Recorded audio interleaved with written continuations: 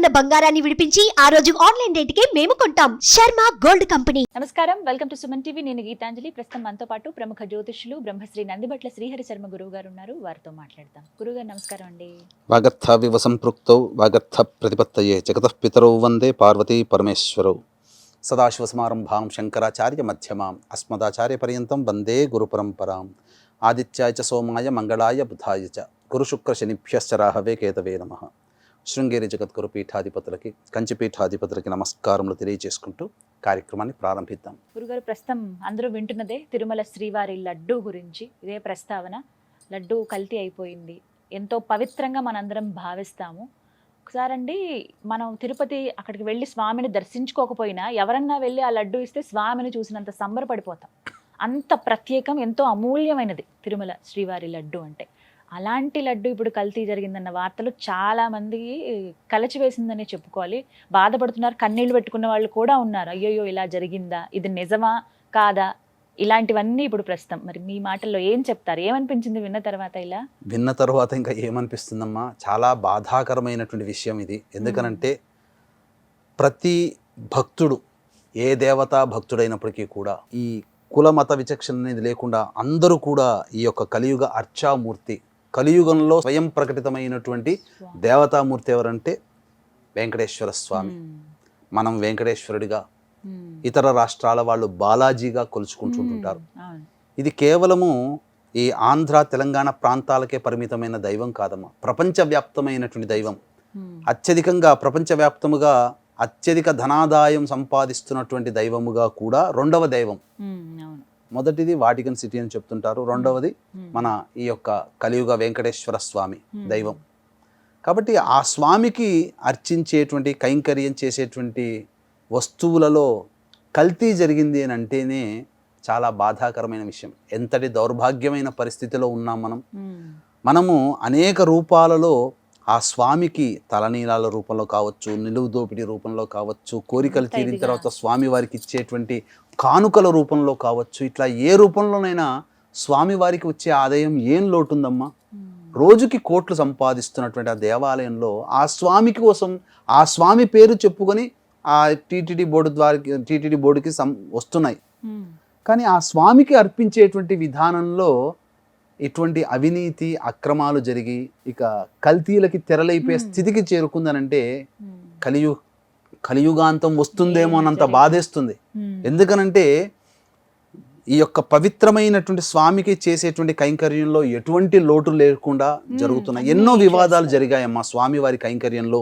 ఈ వ్యవస్థలు ఉండకూడదు, ఆ వ్యవస్థలు ఉండకూడదు అని చెప్పి మార్చి చేర్చి అనేకంగా ఆ స్వామి వారికి సంబంధించినటువంటి నిర్మాణంలో కూడా మార్పులు చేర్పులు తీసుకొని వచ్చినటువంటి ఘనత మన ప్రభుత్వాలది.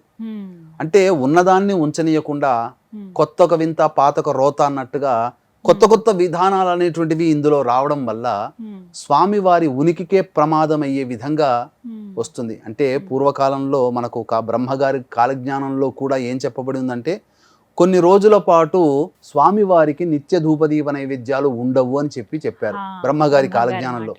మరి అది భవిష్యత్తులో రాబోతుందేమో. ఎందుకనంటే మనకు వర్షం రావాలి అంటే ఒకేసారి పడదు కదా, ప్రకృతి సహకరిస్తుంది, నిశ్శబ్ద వాతావరణం ఉంటుంది, పక్షులు గుంపులుగా తిరుగుతూ ఉంటుంటాయి, సూర్యుడి ఆచ్ఛాదన ఉండదు, మేఘావృతం అవుతుంది, తర్వాత వర్షం వరదలు పారుతుంది. మరి ఇలాంటి పరిస్థితికి భవిష్యత్తులో ఈ కలియుగాంతం రావడానికి ఇది నాంది పలుకుతుందేమో. ఎందుకనంటే మనము ఏదైనా కానీ చిన్న పిల్లలకి వాడే వస్తువుల్లో కల్తీ జరిగిందంటేనే మొత్తం ఈ దేశవ్యాప్తముగా ధర్నాలు జరిగినటువంటి సంఘటనలు, ఇబ్బందులు. మరి అటువంటిది దైవానికి ఇచ్చేటువంటి కైంకర్యంలో ఇటువంటివి జరిగినాయి అంటే మనం ఏమని చెప్పుకోవాలమ్మా? అయితే ప్రత్యేకంగా లడ్డు అసలు ఎన్ని గుళ్ళల్లో, వాస్తవానికండి ఎక్కడ మనం లడ్డు తిన్నా కూడా తిరుమల లడ్డు చాలా ప్రత్యేకం. అసలు అలా లేదు, ఆ రుచే వేరు అని మాట్లాడుతూ ఉంటాం. అసలు ఎలా తయారు చేస్తారు? ఎప్పటి నుంచి ప్రారంభించారండి తిరుమలలో స్వామివారికి లడ్డు సమర్పించడం? మనకు అంది వచ్చినటువంటి సమాచారం ప్రకారము ఆగస్టు 2వ తారీఖు రోజున 1751 సంవత్సరంలో అప్పుడు సంవత్సరంలో 1751 ఆగస్టు 2వ తారీఖు రోజున మనకు అధికారికంగా లడ్డు తయారీ అనేటువంటిది స్వామివారికి ప్రత్యేకంగా తయారు చేసేటువంటి నైవేద్యంలో లడ్డు తయారీ అనేటువంటిది మనకు ఏర్పాటు చేయడం జరిగింది. ఈస్ట్ ఇండియా కంపెనీ పాలన వ్యవస్థలో ఉన్నప్పుడు ఆ తిరుపతి ప్రాశస్త్యాన్ని గుర్తించినటువంటి ఆ ఆంగ్లేయులు నియమబద్ధంగా నియమంతో కూడుకున్నటువంటి విధానాన్ని కూడా పునరుద్ధరించారు. అంటే పరాయి పాలకులైన వాళ్ళు దైవాన్ని తాకలేదమ్మా, కానీ దౌర్భాగ్యం మనవాళ్ళై ఉండి మనకి ఇటువంటి కల్తీని మనకు అంటగడుతున్నారంటే ఇది శోచనీయమని చెప్పవచ్చు. అసలు తిరుపతి అనే లడ్డూకే చాలా ప్రాధాన్యత ఉంటుంది. ఎక్కడికి పోయినా ఆ లడ్డు రుచే వేరమ్మ, దానికి పేటెంట్ కూడా ఉంది.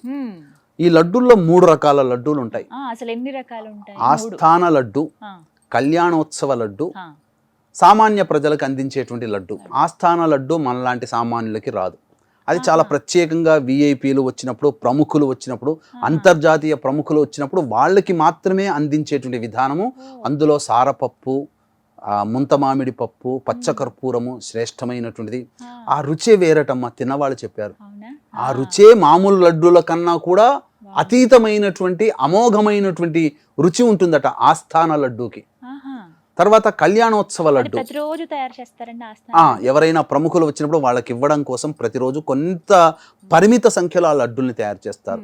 ఇక కళ్యాణోత్సవ లడ్డు అంటే స్వామివారికి ప్రతిరోజు కళ్యాణం, నిత్య కళ్యాణోత్సవుడు కాబట్టి ఆ కళ్యాణ సమయంలో లడ్డూని ఏర్పాటు చేస్తారు. దాదాపు 750 గ్రాముల దాకా ఉంటుంది. అది వాళ్ళకి అందరికీ కూడా ఆ లడ్డూని ఇస్తారు. అవి కళ్యాణోత్సవ లడ్డు కళ్యాణం చేయించుకున్న వాళ్ళకి మాత్రమే ఇస్తారు, అంటే ఆ కళ్యాణోత్సవంలో పాల్గొన్న వాళ్ళకి.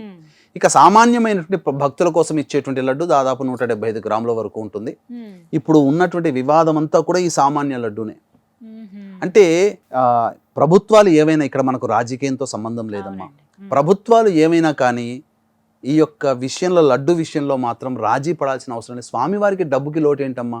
మనకున్నటువంటి చరిత్ర ప్రకారం చూస్తే గత 50 ఏళ్లుగా కర్ణాటక మిల్క్ ఫెడరేషన్ లిమిటెడ్ అనేటువంటి కంపెనీ నందిని బ్రాండ్ ఆవు నెయ్యి, ఎందుకనంటే మనకు గోవులు ఎక్కువ ఎక్కడ లభ్యత ఉంటే అక్కడి నుంచి తీసుకుంటారు. కర్ణాటకలో గో లభ్యత ఎక్కువగా ఉంటుంది, పంజాబ్లో ఉంటుంది, గుజరాత్లో ఉంటుంది. కానీ అక్కడ నుంచి సరఫరా చేయడం కోసం రవాణా ఖర్చులు తదితరం ఎక్కువగా అవ్వడం, ఈ కారణం చేత గత 50 ఏళ్లుగా అనేక ప్రభుత్వాలు మారిన 50 ఏళ్లుగా ఈ యొక్క కర్ణాటక మిల్క్ ఫెడరేషన్ లిమిటెడ్ కంపెనీకి, అనగా నందిని బ్రాండ్ వాళ్ళకి ఇవ్వడం జరిగింది.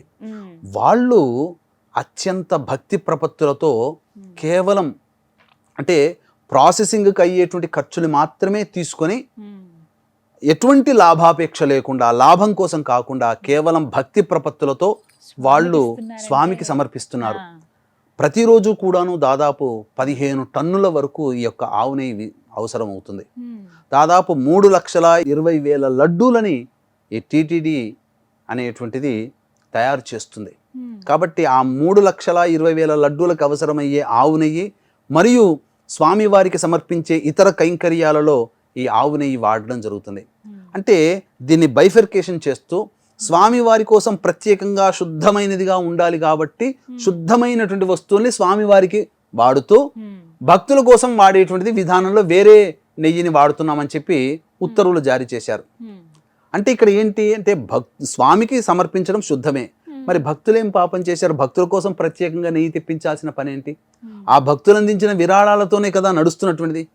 ఆ భక్తులు స్వామివారికి చేసే కైంకర్యంలో పాల్గొన్న రుసుము చెల్లించే కదా అటువంటి వాటి మీద అనేకమైనటువంటి ఉపయోగాలు జరుగుతూ ఉన్నప్పుడు, భక్తుల ద్వారా, ప్రజల ద్వారా ఈ యొక్క ధనము సముపార్జితమైనప్పుడు ఆ భక్తుల కోసం అందించే వాటిట్లో రాజీ పడాల్సిన అవసరం ఏమొచ్చింది?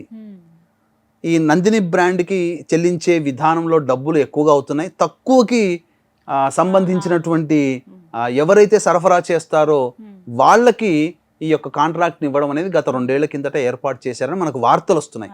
మనకు అది హితమితంగా తెలియదు, మనం వార్తల్లో చూసినటువంటిది. 5 కంపెనీలకు ఇచ్చారట. మరి 5 కంపెనీల్లో ఒక కంపెనీ విదేశం నుంచి, ఎందుకంటే వాళ్ళకి ఆ కంపెనీకి టెండర్లు పిలిచినప్పుడు, కంపెనీకి ఇచ్చేటప్పుడు ఆ సామర్థ్యం ఉందా లేదా అని తెలుసుకునే కదా. మనం ఎవరికైనా ఒక బర్త్డే పార్టీ ఉంటుంది, లేకపోతే మ్యారేజ్ పార్టీ ఉంటుంది, మనము మంటపం ఏర్పాటు చేయాలి. మనము చిన్న విషయంలోనే ఆ పార్టీ చేయగల సామర్థ్యం ఉంటుందో ఆ మంటపాన్ని నిర్మించగలుగుతారని చెప్పి మనం ఎవరైతే వాళ్ళు తయారు చేస్తారో వాళ్ళకి మనం చూసుకొని మరీ ఇస్తాం. అటువంటిది స్వామివారికి, స్వామివారంటే సాక్షాత్తు నిలిచే దైవం, నడిచే దైవం. అటువంటి స్వామివారికి కైంకర్యాల్లో ఉపయోగించే నెయ్యిని మనము ఇవ్వాల్సినటువంటి సందర్భంలో ఆ కాంట్రాక్టు వాళ్ళకి సామర్థ్యం ఉందా లేదా అని ఎలా తెలుస్తారు? అంటే వాళ్ళకి సొంతంగా గోశాల ఉందా, ఆ గోశాల నుంచి ప్రొక్యూర్ చేస్తున్నారా ఆవు నెయ్యిని, ఎలా చేస్తున్నారు? మనకు అంది వచ్చినటువంటి కొంత సమాచారం మేరకు ఏంటంటే విదేశాల నుంచి బటర్ అంటే వెన్నని దిగుమతి చేసుకుని ఆ వెన్నని కరిగించే ద్వారా వచ్చినటువంటి నెయ్యిని స్వామివారికి వాడుతున్నారు. మన దేశం గొడ్డుపోయిందా? ఆవులు లేవా మన దేశాల్లో? మరి అంతగా భక్తి ప్రపత్తులతో అత్యంత శ్రద్ధాభక్తులతో సమర్పించినటువంటి ఇదివరకు 50 సంవత్సరాల వరకు ఇస్తున్నటువంటి కంపెనీని కాదని కొత్త కంపెనీలకు ఇవ్వడాల్సినటువంటి అంతర్యం ఏంటో మనకు అర్థం కావట్లేదు. కాబట్టి స్వామివారికి సంబంధించినటువంటి వాడే ప్రతి వస్తువుల్లో కూడా అనగా జీడిపప్పు, పచ్చకర్పూరము, సారాపప్పు, శనగపిండి ఇవన్నీ కూడా కలిపితే చేసేటువంటిది కదమ్మా. కొన్ని ఇంగ్రీడియంట్స్ కూడా కలుపుతారు, అమూల్యమైనటువంటి వస్తువులు. అటువంటి వస్తువులు కూడా కాంట్రాక్టు ద్వారా తెప్పించుకోవాల్సిన దౌర్భాగ్యం టీటీడీకి ఉంది అని అంటే మనం ఆలోచించుకోవాల్సినట్టు. ఎందుకంటే టీటీడీ స్వయంగా కొనుగోలు చేసుకోలేదా?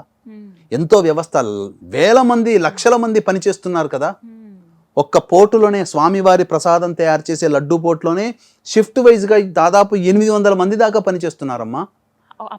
ఆ పోర్టులోనే ఎంతో భక్తి నియమనిష్టలతో భక్తి ప్రపత్తులతో చేస్తారు. 24 గంటలు డ్యూటీలుగా ఉంటుంది.